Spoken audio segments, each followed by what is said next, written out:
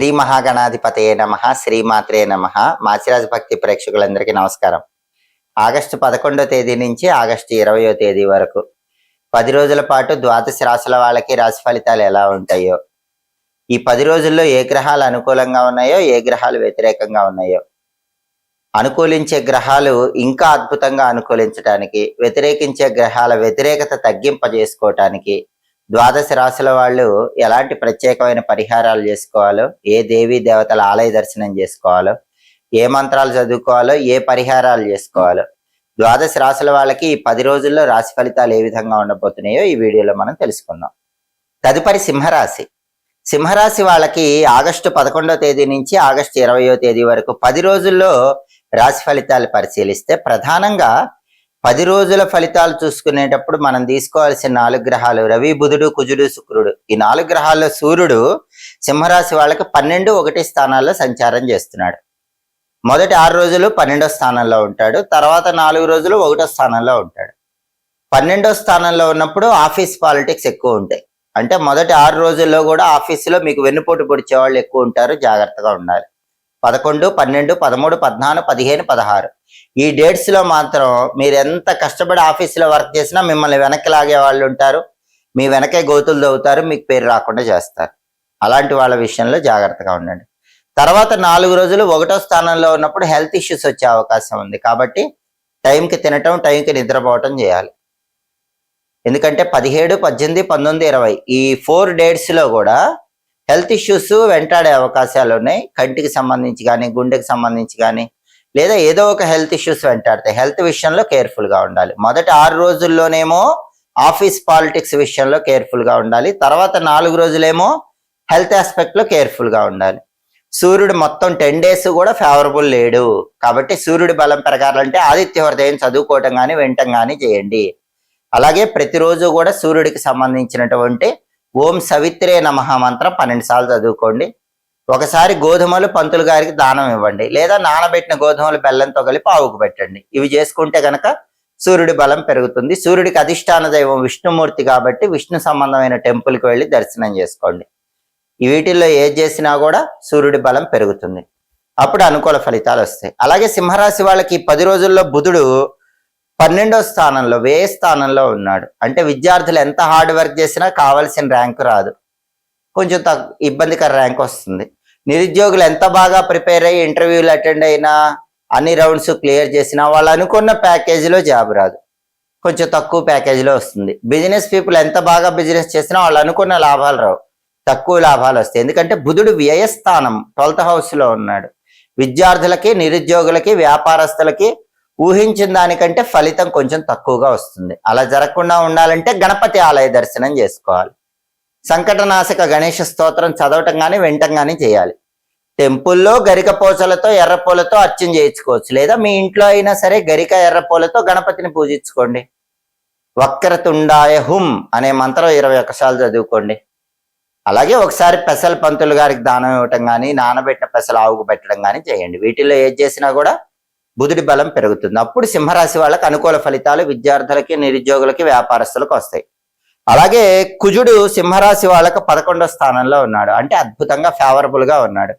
అంటే సింహరాశి వాళ్ళకి కెరీర్ టెన్షన్స్ ఎన్ని ఉన్నా సరే ప్రాపర్టీస్ కొనడానికి మాత్రం బ్రహ్మాండంగా బలం ఉంది.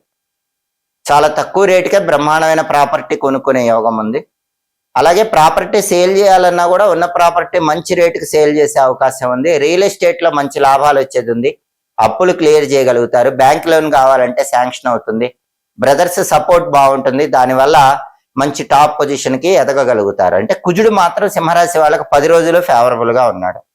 ఆ తర్వాత శుక్రుడు 2వ స్థానంలో ఫేవరబుల్ గా ఉన్నాడు. 2వ స్థానంలో శుక్రుడు ఫేవరబుల్ ఉన్నాడంటే వాక్చాతుర్యం, మాటల చాకచక్యంతో అందరిని ఆకట్టుకుంటారు. కుటుంబంలో విభేదాలన్నీ సమసిపోతాయి. కుటుంబ సభ్యులతో కలిసి ఉల్లాసంగా, ఉత్సాహంగా కాలాన్ని గడుపుతూ ఉంటారు. పార్టీలకు వెళుతూ ఉంటారు. విలాసవంతమైన వస్తువులు కొనుగోలు చేస్తూ ఉంటారు. లైఫ్ పార్ట్నర్ తో చాలా ప్రేమగా మాట్లాడుతూ ఉంటారు. అలాగే టెక్స్టైల్, లేడీస్ ఎంపోరియం, బొటిక్ లాంటి వ్యాపారాలు చేసే వాళ్ళకు కూడా మంచి లాభాలు కనిపిస్తూ ఉంటాయి. ఈ ప్రయోజనాలన్నీ కూడా 2వ స్థానంలో శుక్రుడు ఉండటం వల్ల సింహరాశి వాళ్ళు పొందగలుగుతారు. ఫ్యామిలీ రిలేషన్స్ పాయింట్ ఆఫ్ వ్యూలో కూడా చాలా ఎక్సలెంట్ గా ఉంటుందని చెప్పుకోవాలి. కాబట్టి సింహరాశి వాళ్ళకి ప్రధానంగా కుజుడు చాలా ఫేవరబుల్ గా ఉన్నాడు, శుక్రుడు చాలా ఫేవరబుల్ గా ఉన్నాడు. కేవలం రవి బలం లేదు, బుధుడి బలం లేదు. కాబట్టి రవికి బుధుడికి సంబంధించినటువంటి పరిహారాలు చేసుకుంటే అన్ని రకాలుగా అనుకూల ఫలితాలు ఉంటాయి. అయితే రవికి సూర్యుడు, బుధుడికి గణపతి, ఇలా 2 రకాలుగా పూజలు చేయలేని వాళ్ళు రవి బుధులు ఇద్దరికి విష్ణుమూర్తి అధిష్టాన దైవం కాబట్టి విష్ణు సంబంధమైన ఆలయానికి వెళ్ళినా కూడా 2 గ్రహాలను ఏకకాలంలో ప్రసన్నం చేసుకోవచ్చు. విష్ణు సహస్రనామ స్తోత్రం చదివినా విన్నా కూడా అద్భుతంగా 2 గ్రహాలను ప్రసన్నం చేసుకోవచ్చు. మొత్తం 10 రోజులు కూడా సింహరాశి వాళ్ళు అనుకూల ఫలితాలు అందిపుచ్చుకోవచ్చు. లక్ష్మీదేవికి ఇష్టమైన మాసం శ్రావణ మాసం. ఎందుకంటే విష్ణుమూర్తి జన్మ నక్షత్రం శ్రవణ నక్షత్రం. శ్రవణ నక్షత్రం పౌర్ణమి రోజు ఉన్న మాసం కాబట్టి శ్రావణ మాసం లక్ష్మీదేవికి ఇష్టం. శ్రావణ మాసం అంటేనే పండుగల మాసం. ఈ మాసంలో ఎవరైనా సరే పాదరస లక్ష్మీదేవి విగ్రహాన్ని ఇంట్లో పెట్టుకొని ఆవు పాలతో అభిషేకం చేస్తూ రోజు శ్రీ సూక్తం చదివితే శ్రావణ మాసం పూర్తయ్యేసరికి కాలి అందెలు గల్లు గల్లుమని మీ ఇంట్లో లక్ష్మీదేవి ఆనంద తాండవం చేస్తుంది. ఈ విషయాన్ని అనేక పౌరాణిక గ్రంథాల్లో చెప్పారు. కాబట్టి ఎవరైనా సరే పాదరస లక్ష్మీదేవి విగ్రహం ఇంట్లో పూజ గదిలో పెట్టుకోండి. రోజు శ్రీ సూక్తం చాంటింగ్ పెట్టుకుని ఆవు పాలతో అభిషేకం చేయండి. అద్భుతంగా ధనలాభాన్ని పొందండి. అలాగే శ్రావణ మాసం అంటే కేవలం లక్ష్మీదేవికే కాదు, విష్ణుమూర్తికి కూడా చాలా ఇష్టమైన మాసం. ఈ మాసంలో విష్ణుమూర్తిని పూజించే వాళ్ళు అంటే రాముడు, కృష్ణుడు, నరసింహస్వామి, వెంకటేశ్వర స్వామి, లక్ష్మీనారాయణులు ఎవరిని పూజించినా సరే పచ్చకర్పూరంతో హారతి ఇవ్వండి. ఎందుకంటే విష్ణుమూర్తికి పచ్చకర్పూరంతో హారతిస్తే భూములకు సంబంధించిన వ్యవహారాలు, కోర్టు వ్యవహారాల్లో లాభం వస్తుంది. అలాగే తీపి పదార్థాల్లో కూడా కొద్దిగా పచ్చకర్పూరం కలిపి విష్ణుమూర్తికి నైవేద్యం పెడితే పనులు తొందరగా పూర్తవుతాయి. అలాగే విష్ణుమూర్తికి మీ ఇంటి ఆవరణలో పెరిగిన మొక్కల పుష్పాలంటే ఇష్టం. వీటిని శాల పుష్పాలు అంటారు. కాబట్టి శ్రావణ మాసంలో సాధ్యమైనంత వరకు బయట కొన్న పుష్పాల కంటే కూడా మీ గార్డెన్ లో మొక్కలకు పూసినటువంటి పుష్పాలతో పూజ చేస్తే విష్ణుమూర్తి తొందరగా అనుగ్రహిస్తాడు. లక్ష్మీనారాయణులకు మాత్రమే కాదు, శివుడికి కూడా శ్రావణ మాసం చాలా ఇష్టం.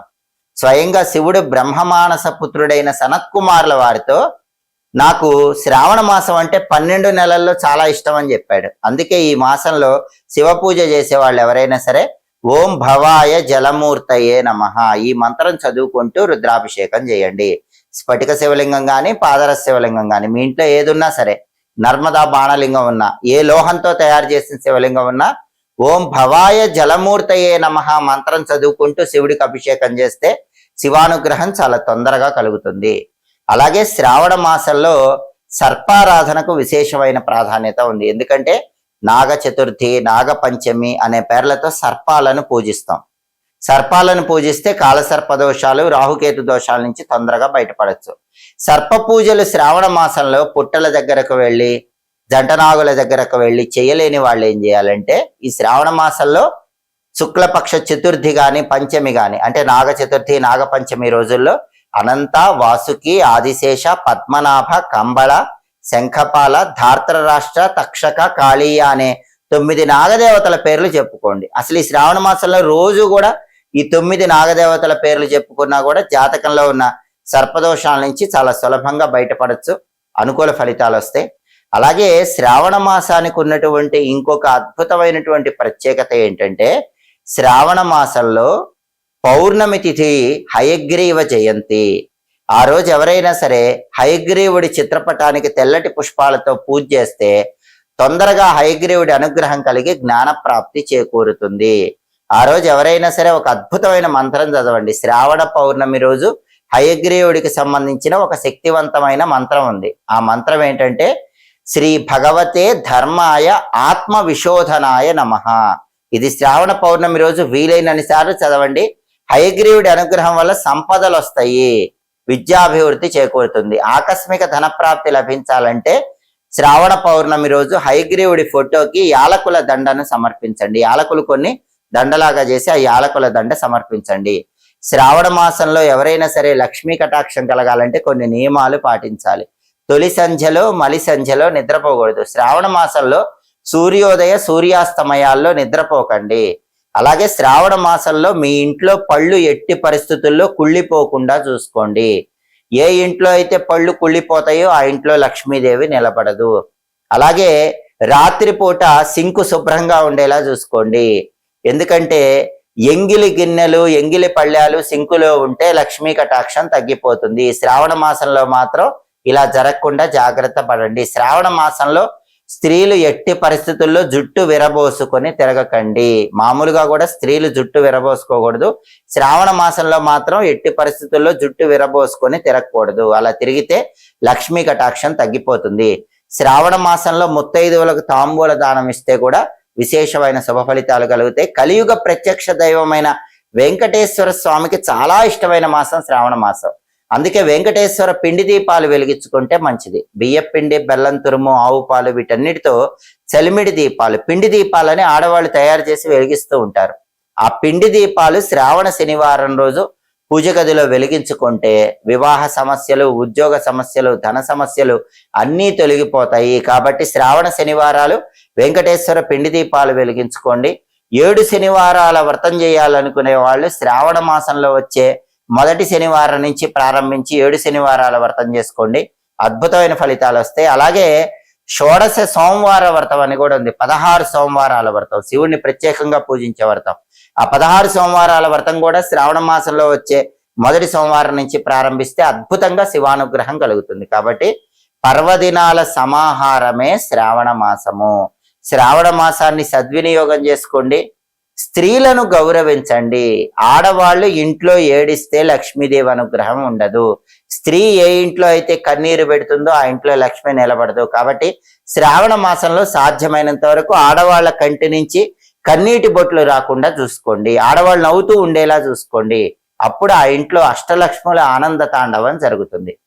ఎప్పటికప్పుడు జ్యోతిష శాస్త్ర పరంగా ఆసక్తికరమైన విశేషాంశాలు తెలుసుకోవాలన్నా, దినఫలాలు, 10 రోజుల ఫలితాలు, మాస ఫలితాలు, గ్రహాల సంచారంలో వచ్చే మార్పులను బట్టి కలిగే ఫలితాలు తెలుసుకోవాలన్నా మాచిరాజు భక్తి ఛానల్ తప్పకుండా చూడండి. మా వీడియోస్ మీకు నచ్చినట్లయితే మా ఛానల్ లైక్ చేయండి, కామెంట్ చేయండి. మా ఛానల్ వీడియోస్ 10 మంది మిత్రులకు షేర్ చేయండి.